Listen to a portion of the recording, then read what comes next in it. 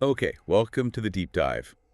We've got a stack of source material here that is, well, it's deliberately designed to crawl under your skin, I think. Yeah, absolutely. We are doing a deep dive into excerpts from a horror podcast episode transcript. It's titled The Wretched Root, A Cursed Tree's Hunger. That title alone pretty much sets the tone, doesn't it? We're not Yeah. analyzing like botanical research here. No, exactly. We're unpacking narrative horror. Mhm. Our mission today is really to pull out the chilling details, Yeah. the narrative choices, the specific eerie elements from this transcript. Just see how it works. Yeah, to understand how it builds this particular story and that sense of dread. This deep dive is about dissecting a piece of crafted horror. It's about looking at the components, the building blocks the creators use to make it unsettling. Right. So the core of this source material is a horror story centered around a cursed tree. It's known locally, apparently, in the remote hills of West Virginia. As the wretched root. The Wretched Root, yeah. And the source immediately isolates this place. It's not just a forest, it's described as unholy ground. Unholy ground, yeah. Yeah. And a clearing where birds won't fly over and snow refuses to touch. That's specific. It really is. That isn't just setting a scene. That's the source signaling this place is fundamentally wrong, like rejected by nature itself. It immediately establishes this unnatural order. That rejection by nature, it's such a powerful shortcut to bad place, isn't it? Definitely. And into this unsettling environment, step 3 college students, Aaron, Kyle, and Marcus. Right. The source tells us their motive is fueled by being, quote, drunk on ghost stories and whiskey. They're just looking for this legendary tree. Which is such a classic setup for horror, right? That mix of like youthful bravado, maybe some intoxication, Yeah. and that curiosity that just overrides common sense. Totally. It immediately puts the characters on a collision course with danger because their motivation is essentially kind of naive thrill-seeking. Absolutely. Yeah. And the source gives them an immediate sharp dose of reality from a local. Marcus apparently makes some glib comment about, tagging the tree on social media. Oh boy. And the bartender's response is just brutal. It says, "You'll tag it from hell." That line is fantastic horror writing, though. It's concise, incredibly ominous, and it just perfectly delivers that folk horror warning. Right. Don't mess with things you don't understand. Right. Stay away. Yeah, it functions as direct foreshadowing, telling you exactly where this is heading without needing pages of explanation. It definitely makes you lean in like, okay, what happens now? And the journey to the tree, it just reinforces that isolation and the growing dread. Yeah. The source describes their GPS leading them deep, deep into the woods until the trail itself becomes eerily silent. Yeah, it says, not a cricket, not a leaf rustled. That detail about the silence is so effective. We associate forest with sound, wind, insects, animals. Sure. When the source removes that natural soundscape, it tells us they've entered a place where the usual rules of nature just don't apply, or perhaps where nature is actively being suppressed, or maybe it's fleeing. Ooh, that's a creepy thought. And then they find it. The source paints a truly disturbing picture of the tree itself. It's twisted like a tortured body, Yeah. with bark blackened as though it had burned, but never fell. That imagery is key. The tortured body comparison, it personifies the tree, suggests agony, right? Right. And the description of the bark implies this immense destruction that failed to destroy it, hinting at some kind of unnatural resilience or curse. It's visual storytelling that communicates pain and unnatural survival. But the visual detail that really makes the skin crawl, at least based on this source material, it has to be the decoration. Oh, the doll heads, yeah. Dozens of them hanging like this. Grotesque fruit. The source is specific too. Weather-worn, eyeless, rotting, and it singles out that one with the cracked porcelain smile. That adds a really specific, unsettling image. Why do you think that detail works so well? The doll heads. It's almost cliche, but it's not here. Well, I think it's the juxtaposition, isn't it? Dolls are symbols of innocence, childhood, comfort, usually. Yeah. Seeing them decayed, mutilated, and hung on this tortured tree is a profound violation of that innocence. It suggests, maybe, previous victims, a mockery of life, or Yeah. just pure, deliberate defilement. Right. And that cracked smile on the porcelain head is particularly potent, like a frozen, unnatural expression of something just twisted and wrong. It makes the horror personal and, deeply disturbing. And the student's immediate reaction, as the source describes it, is telling, this is sick, but also feeling half horrified, half fascinated. That duality is crucial for the narrative, I think. Their horror is the rational response, right? But the fascination is the pull, that morbid curiosity that keeps them there. Yeah. You want to look away, but you can't. Exactly. The source highlights this internal conflict, which is relatable, sure, but it also signals their impending doom. Which leads directly to the source, stating their critical error very plainly. They stayed too long. That simple phrase, it just acts as the pivot point into the act of horror. It really does. It's the point of no return. And the source grounds the beginning of the horror in a very specific kind of uncanny time. 3:08 a.m. 3:08 a.m. Why is that precise time significant, do you think? Not just 3 a.m. Well, horror often uses these specific, slightly off times, the times associated with the dead of night or the witching hour, but maybe slightly deviated. 3 a.m. is often cited, so 3:08 feels real, almost like reporting a precise event. Okay. It makes the subsequent disappearance feel less like some vague occurrence and more like something documented, something that happened at this exact moment. So Kyle goes to relieve himself at this precise, unsettling time, and according to the source, simply never came back. And that's the first cut, the immediate removal of one character, leaving the others isolated and vulnerable. Aaron and Marcus's search for him then introduces more sensory horror. Yeah, the source describes him using flashlights, but the light feels swallowed. Another great detail about the environment itself being hostile. The light isn't just failing, it's being actively consumed. It hints at the tree's dark, absorbing nature, maybe. Yeah. It amplifies that sense of being plunged into an impenetrable darkness. And then the sounds begin.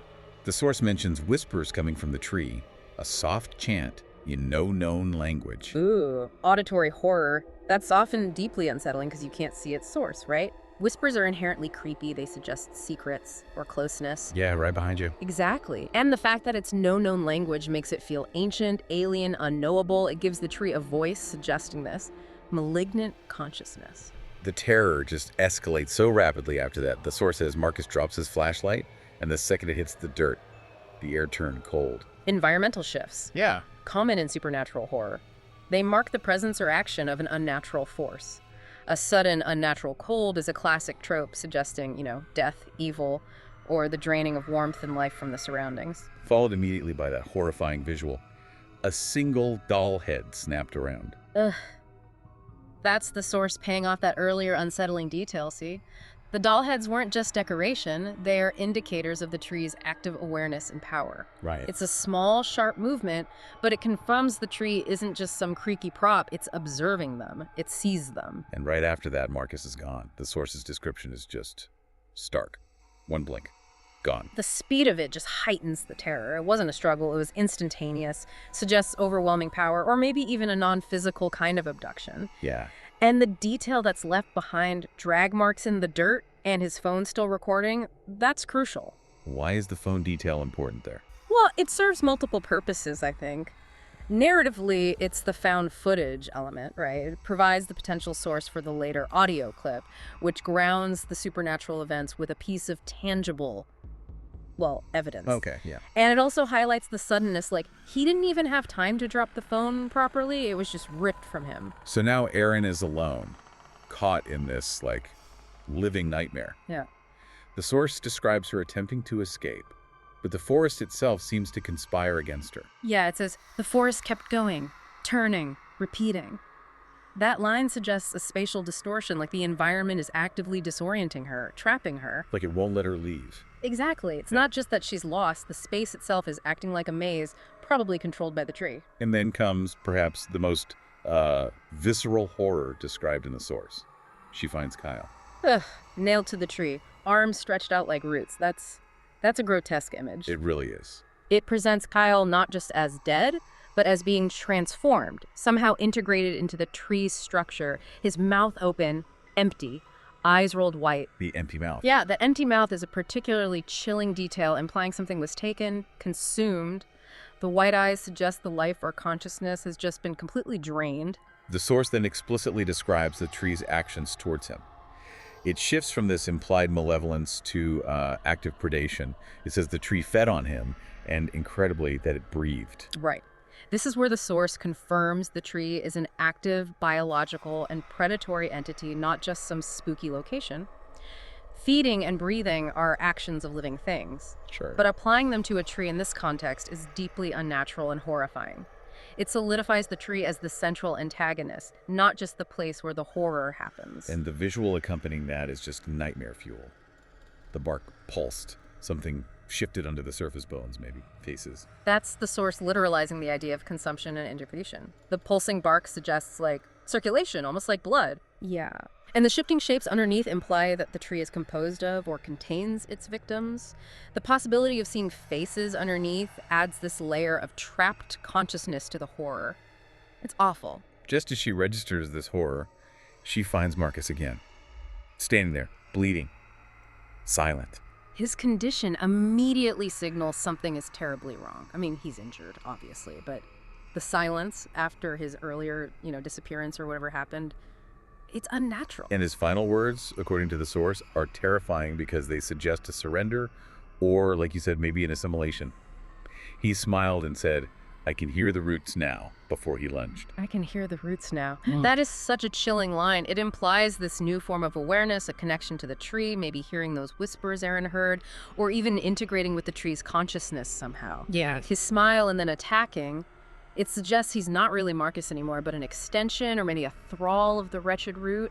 It turns a victim into an aggressor, which is a classic horror twist. And the source narrative ends Erin's experience simply with her blacking out. Yeah, cutting away at the moment of peak terror is effective. It leaves the reader or the listener in the original podcast's case to imagine the final moments. The aftermath, weeks later, brings this grim sense of closure, or maybe lack thereof. Hikers find only fragments.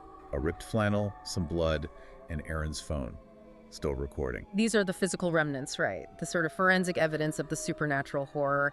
The fact that it's just fragments reinforces the idea that whatever happened was total and consuming. But the phone, that's the key artifact. And the content of that final audio clip is the source's final punch. It's breathing, but described in this haunting way. Not human, not animal, rooted, hollow, endless. That description is crucial. It denies any natural explanation. Rooted ties it back to the tree, confirms the sound's origin. Hollow suggests an emptiness or an unnatural resonance, maybe the sound of that feeding you mentioned. And endless implies its ancient, immortal, or just perpetual nature. It confirms the tree is something beyond our biological understanding, a fundamental evil presence. And the source leaves you with one final, stark warning that really echoes those initial environmental cues. If you ever see a tree with no birds above it and the wind avoids it, turn around. Because, the source concludes, simply and chillingly, sometimes, the forest grows hungry. It personifies the entire environment as a predator. This deep dive into the source material for The Wretched Root really shows how careful selection and description of specific details build horror. We talked about the doll heads, that specific time of 3:08 a.m., the truly gruesome physical description of Kyle's fate, Marcus's final line about hearing the roots, that description of the tree's unnatural breathing. These details aren't just plot points. They're chosen to be visceral, uncanny, and really memorable. Absolutely. They work by violating our expectations of nature and life, Trees are usually passive backdrops, dolls are inert toys. Breathing is something living creatures do. When the source twists these familiar concepts, it creates this deep-seated sense of unease and terror. And the source doesn't feel the need to explain everything, does it? It leaves you with questions like, what is this tree truly? How did it become this way? What does it mean to hear the roots? Yeah, that ambiguity enhances the horror because the unknown is often scarier than a fully explained monster. It focuses on the terror of the encounter rather than the origins or the rules of the supernatural element, which can be much more impactful for the listener experiencing the story. So pulling back from the specific narrative and thinking about this story the source material tells, what does it mean to consider something in nature being fundamentally malevolent? Not just a passive backdrop or something dangerous due to natural forces, but an active, conscious, hungry entity that you cannot understand or reason with. It transforms nature from just a setting into an active character, doesn't it? One that is ancient, patient, and utterly indifferent or even hostile to human life. It's a primal fear that the ground beneath your feet, the silent woods around you, might actually be aware and actively predatory. Definitely something to ponder. Next time you're walking through a quiet patch of woods, you might look at the trees a little differently after reading this source. Thanks for joining us on this deep dive. Thank you. It was chillin'. It was. We'll see you on the next one.